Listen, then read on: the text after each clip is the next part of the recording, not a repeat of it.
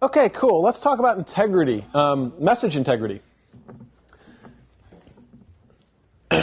We've been mentioning hashing up till now. Let's drill down on that. Does hashing provide confidentiality?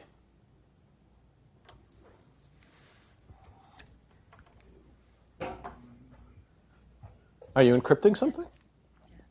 Are you enciphering something? Technically, no. Technically, no, because what wave function is this, Andy? 1. Which means what? You can't undo it. You can't undo it. It only goes one way. Yes. Good. It is for all intents and purposes, it's a fingerprint of the data itself. You cannot recover the data from it. At least you shouldn't be able to. What is one of the problems we have? Well, collision. Collision is the name we give it when different sets of plain text will return the same ciphertext or the same hash.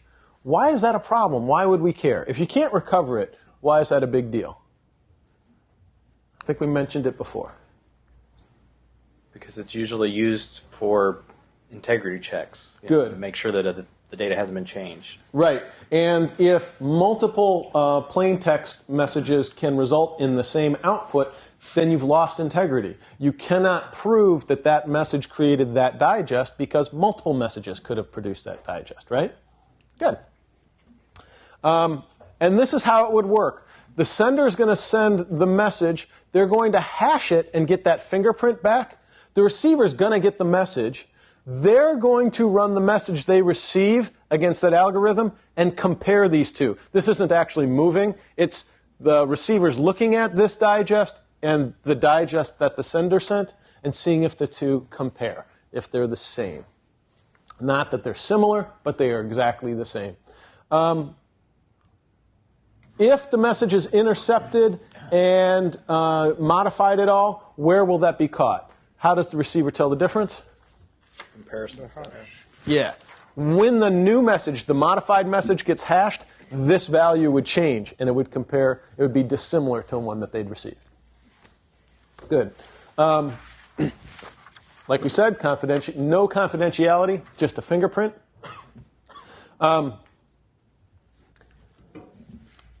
If the function itself is not encrypted for confidentiality, you could forge it.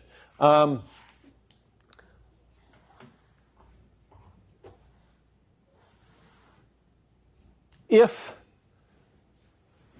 in this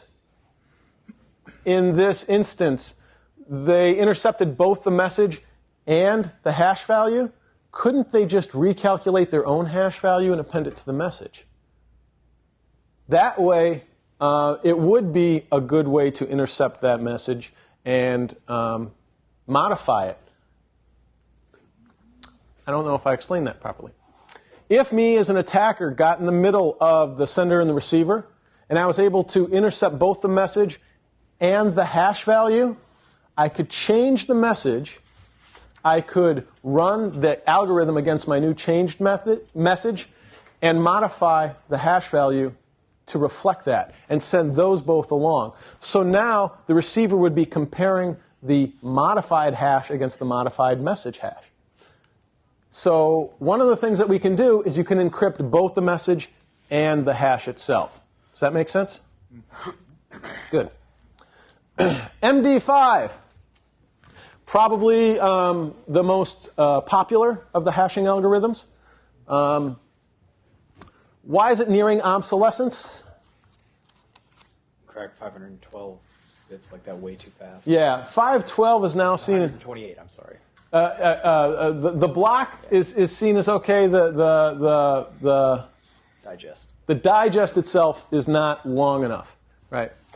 Here's an example though. If you take hello, this is what it returns. SHA. NIST approved it as the standard in FIPS 180-1. It's a lot longer, obviously, and you got a longer digest. Hello in the same SHA, you're going to have the same problem. We talked about collisions. What's a collision in terms of hashing, multiple plain text return the same ciphertext, return the same hash value. I'm going to say that again because I said it wrong. Collisions are when multiple different plain text return the same hash value. Both of these have been susceptible to collision attacks. Again, it's not going to do anything other than damage the integrity of the message because you're not looking for confidentiality anyway. SHA-3 was the NIST effort to get a new algorithm. SHA-512 was one of the new results of that. We haven't seen any collisions yet. Still seen as strong? 512 better? Andy, you seem skeptical? I have different complaints about the collision. Oh, please. Well, when it comes to the collisions like this, all the proven ones have been outside of the key space, which means that the message length is longer than 128 bits, and you're guaranteed to get a collision in that. Even if it is predictable, it's something that you can, it's outside of the key space.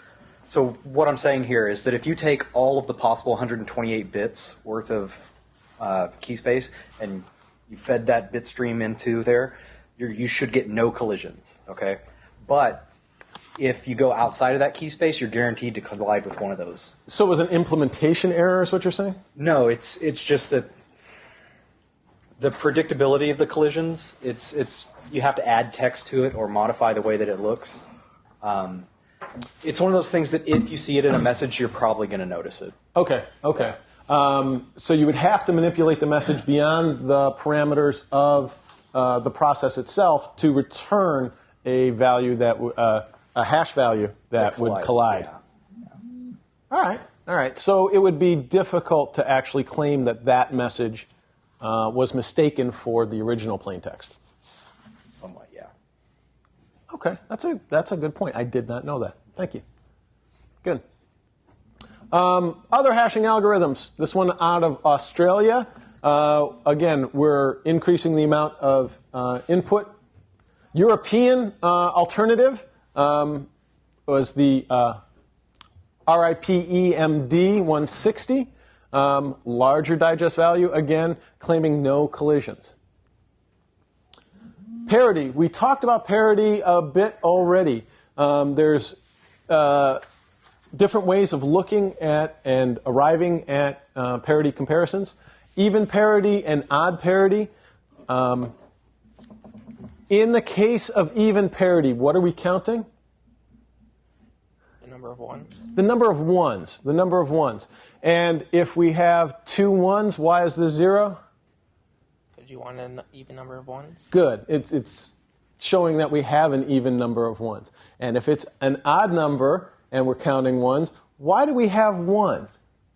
So you get an odd number of ones? An odd number of ones. We've added 1, now we have 3 ones, right? Good. Other integrity controls, checksums.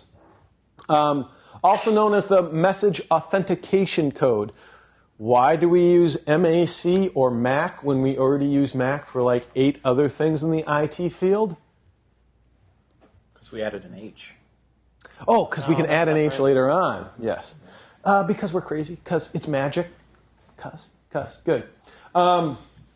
You use a small block of the data generated with your secret key, and you add it to the message.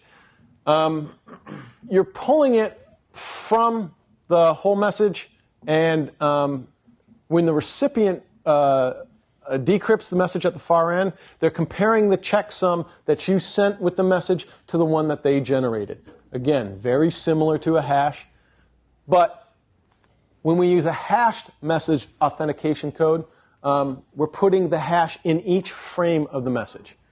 Why do we do that?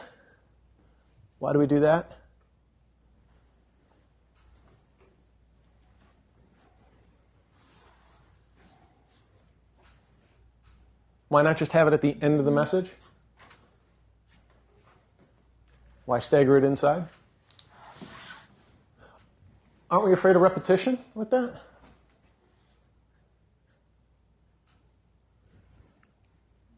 Sure. Not really, no, because each portion of the message should be different, shouldn't it? If you lose one frame, You're still okay, right? Yeah.